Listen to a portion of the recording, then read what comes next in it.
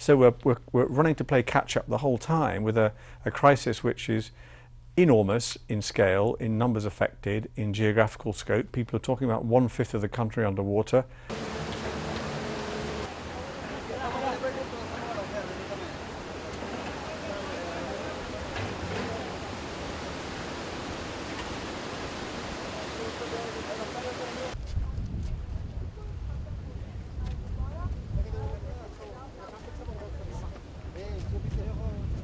We're trying to make sure the cash we're beginning to get now has to be turned into supplies and people, and then transport and logistics to get to the people who need it.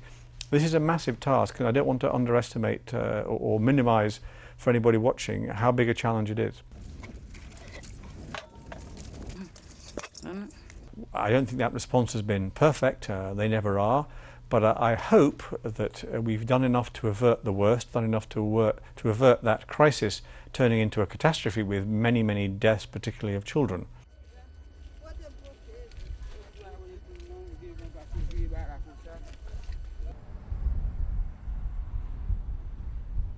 It is very frustrating that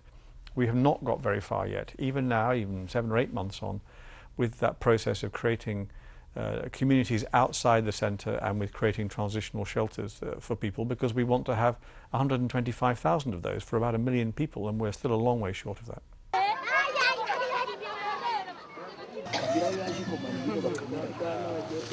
If at some point in the future it is likely that they start to withdraw or withdraw altogether, that will leave the humanitarian community in a particularly difficult situation, particularly in the more remote, insecure areas, for example in the northeast, where the Lord's Resistance Army are waging an appalling campaign of attacks and bloodshed once again, and without MONUSCO there it's very difficult for us to be there.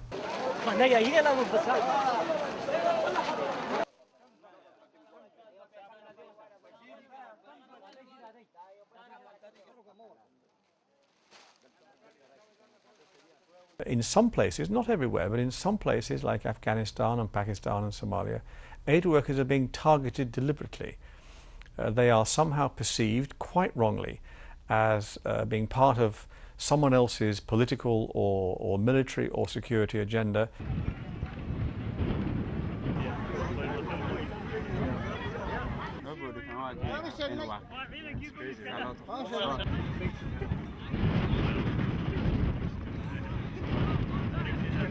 Somehow we need to get that message across to people to leave us alone, let us do our job, and please, for heaven's sake, stop targeting us and killing us or kidnapping us, because the only people who suffer, of course, the humanitarian workers themselves suffer,